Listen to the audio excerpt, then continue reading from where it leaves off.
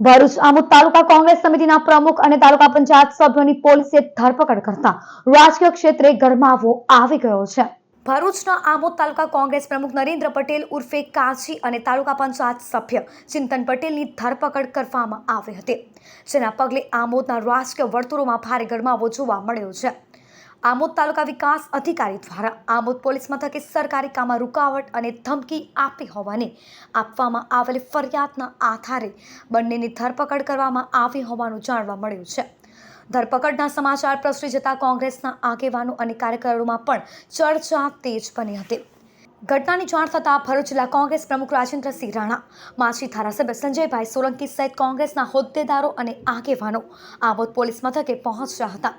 કોંગ્રેસના આગેવાનોની પોલીસ મથકે હાજરીને પગલે પોલીસ મથક બહાર રાજકીય માહોલ ગરમાયો હતો। હાલ આમોદ પોલીસ દ્વારા ફરિયાદના આધારે સમગ્ર મામલે કાયદેસરની કાર્યવાહી હાથ ધરવામાં આવી રહી છે।